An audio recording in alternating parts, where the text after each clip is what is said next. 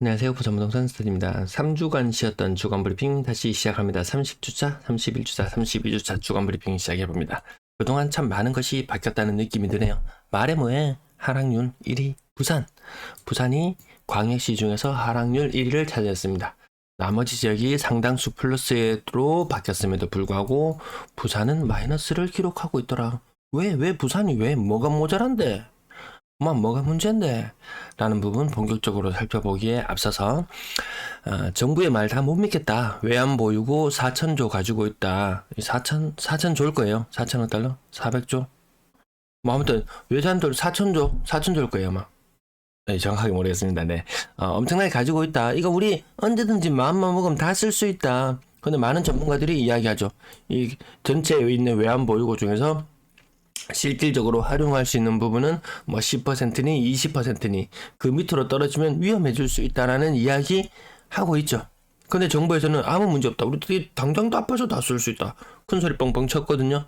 근데 미국하고 이란하고 다시 협의를 하면서 우리 그동안 기름값 안 주고 가지고 있었던 부분 70억 불, 네, 7조, 8조 이제 8조 9조 되나요? 네, 그 정도 되는 돈을 이란에게 다시 돌려줘야 되는 상황. 네, 금리 이거 금융이 동결되어 있던 부분, 그 부분 돌려줘야 되는 부분들이 발생을 했거든요. 그러니까 환율 시장이 막 요동을 치고 있었어요.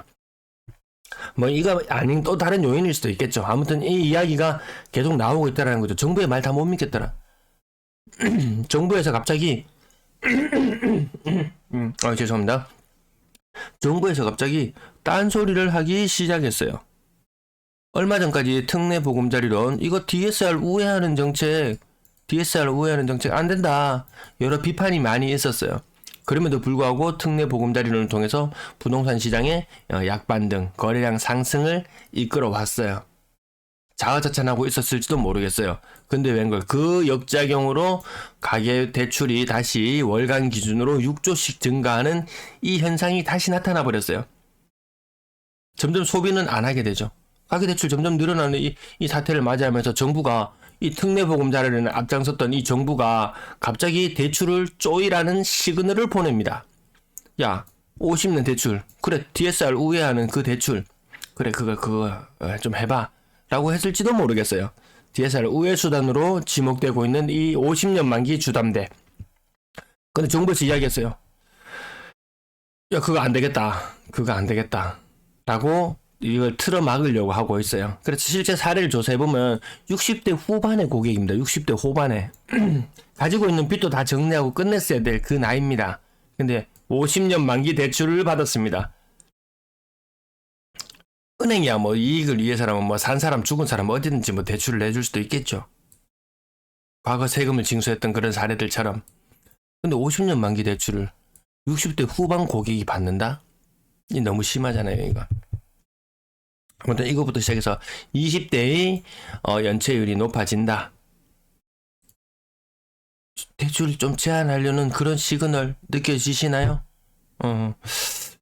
요거 좀 파장이 좀 있을 수도 있습니다. 그동안 DSR 우회할 수 있는 방안들을 여러 가지 저런 대출 상품이 하나 나올 때마다 이 투기꾼들은 몰려다니면서 팔아 이제 누구나 집 살 수 있는 시대가 열렸다. 40년, 50년, 60년, 100년 어떻게든지 대출 받아서 전부 다 집 살 수 있다. 근데 오죽했으면 저런 상품이 나왔을까요?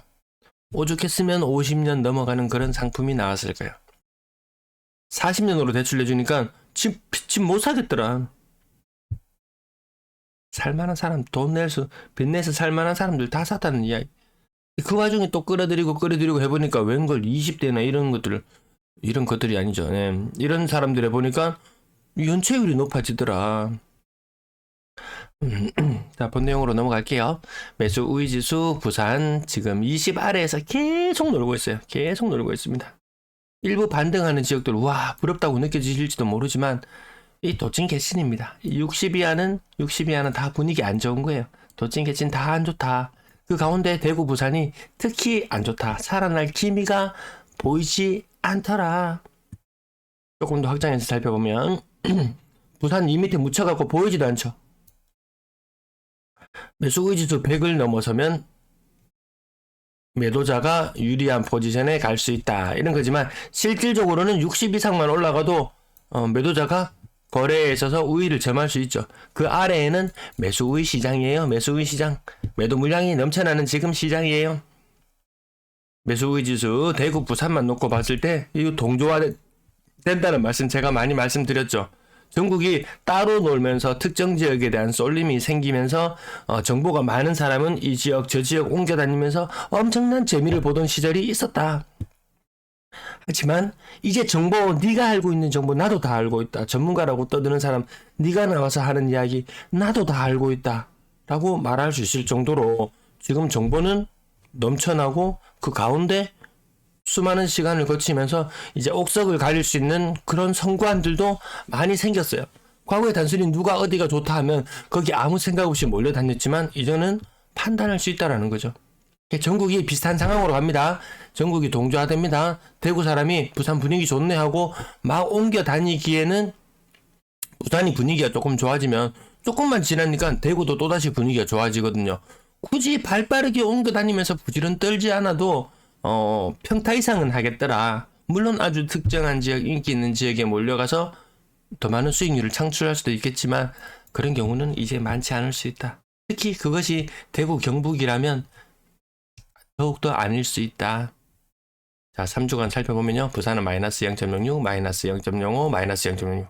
마이너스 3주간 유지하는 동안 대구는 마이너스 0.03, 마이너스 0.02, 플러스 0.03 이렇게 플러스로 바뀌었어요. 이게 대단하게 보이시나요? 부산 분들이 보기에 대구 그거 별거 뭐 우리도 좀 있으면 따라간다 아이가. 마치 아프라 그럴지도 모르겠어요. 잘 나가던 세종시 7월 20일자 봅니다. 0.25. 얘는 왜 상승폭이 줄어들어? 마이너스 0.10. 왜 상승폭이 줄어들어? 먼저 반등했던 지역들 다시 힘을 조금씩 와라가락 잃고 있습니다. 세종시 잘 나갈 때 얼마나 살벌하게 치고 나갔는지, 거래량이 얼마나 폭발했는지, 가격이 얼마나 한꺼번에 많이 올랐는지 알면은 기함할 겁니다. 근데 그런 힘이 없어요. 정부에서도 대출 DSR 우회하는 거 이거 하지 말래요. 하지 말래요. 정부가 이런 포지션 취하는 거 본 적 있습니까? 이 새로운 정부가 들어서고 나서 정부가 저런 식으로 부동산 확장 정책 외에 이렇게 축소할 수 있는 이런 이야기를 나왔던 게 없던 것 같은데요. 아무튼 이게 나왔어요. 이게 나왔어요. 부산의 신고가 의미 없더라. 주간 거래량 작년처럼 이 정도 거래량 한번 일어나고 나면 이제 붐 치고 나면 이 정도. 나머지 비수기에는 좀 분위기가 안 좋을 때는 요 정도 수준. 요것을 반복할 것인가 아니면 치고 나갈 것인가. 저는 치고 나갈 확률보다 또 거래량이 줄어드는 요런 시기들 반복해 나가면서 이제 피크는 이거다. 과거처럼 화려했던 거래량의 시절은 이제야 될지도 모르겠어요. 요 반짝 최근 한 주 동안 반짝 거래가 LH 지원 사격을 약간 받고 늘어나긴 했지만 요 2주간의 평균을 내보면 그냥 요만한 수준이에요. 요만한 수준. 엄청 잘 나갔던 시절 이 박스가 계단을 점점 내려가죠. 올라가는 계단 모양이 아니고 아마 거래량 수준은 내려가는 계단 모양으로 나올 수도 있겠다. 과거에 화려했던 시절 부산의 거래량 한번 보시죠. 이 파란 덩어리 이거 몇 건인가요? 11,000건. 아마 11,000건 그 정도 수준까지 이 꼭지가 이만큼 올라왔을 거예요. 이제 그런 시절은 다시 안 올지 모릅니다. 내 생에 다시 안 올지 모릅니다. 이것이 새로운 표준이 될지 모르겠어요. 월간 기준으로 거래량이 많으면 2,000건을 넘어선다. 분위기가 안 좋으면 1,000건대로 거래량이 줄어든다. 이것이 만약에 새로운 뉴노멀로 자리를 잡는다면 투기꾼들이 발붙일 곳이 있을 것 같은가요? 살 때는 내 마음대로 살지만 팔 때는 내 마음대로 못 사는 말 그대로 부동산임을 실감하게 되면 일본 같은 경우에는 그렇다고 하죠. 투자 목적으로 들어갔을 때 연간 수익률 4% 그 정도 보고 이제 투자하고 그러는 것이지 이런 폭등 물론 일본 공부 좀 해봐라. 일본 부동산 여전히 폭등하고 있는 거 보이지 않느냐? 맞아요. 폭등하는 것도 있긴 있어요. 긴자나 이런 곳들 관광객들이 굉장히 많이 몰려드는 곳 상업용 부동산 중에서 일부분. 근데 그 외에 일본의 외곽을 다루는 그런 곳들 지금 굳이 일본의 외곽을 찾지 않더라도 부산에서 조금만 벗어나서 김해는 좀 그렇고 뭐 부자 많이 나왔던 도시 의령 이런 외곽으로 조금만 가보시면은 옛날에 뭐 김해에 뭐 땅 평당 10만 원 했던 논밭이나 뭐 의령에 평당 10만 원 했던 논밭이나 뭐 뭔 차이가 있습니까? 쌀 뭐 적당히 나오고 뭐 소출만 나오면 비슷한 그런 땅덩어리들이 시간이 지나니까 그 가치가 너무나 달라지면서 상대적으로 굉장히 싸져버린 곳들이 있잖아요. 시골의 집값들 한번 보십시오. 놈들 다 오를 때 그만큼만 따라 올랐어도 될 텐데 아니잖아요. 소외받는 지역들 나오거든요. 그래서 제 영상 댓글에 뭐 일본 집값 폭등했는가 안 보이냐? 대다수는 아니에요. 대다수는 아니에요. 일부 집값 많이 오르는 곳들, 뭐 맨션, 신축 맨션 위주로 뭐 일부 거래가 좀 있고 그 정도지. 구축은 거래도 없어요. 거래되는 것에 한 8, 90%는 신축 위주로 거래만 됩니다. 그 말인즉슨 구축의 거래가 줄어들면 지금 그러하잖아요. 지금 그러합니다. 자, 매매 거래량 부산 꺾인다면 뭐 이런 분위기로 가죠. 이렇게 뭔 경기가 좋아서 뭔 분위기가 좋아서 갑자기 또 이런 시절을 꿈꾸는 건 아니겠죠. 이런 시간을 과거에 화려했던 시절을 꿈꾸고 있으면은 큰 오판을 할 수도 있다. 지금은 좋아지려고 하다 말았다. 요게 더 나타날 수 있는 현상에 가까울 거예요. 부산의 거래량 제일 빨간불이거든요. 부산의 거래가 광역시 중에서 제일 시원찮다. 부산이 그렇게 바뀌어버렸어요.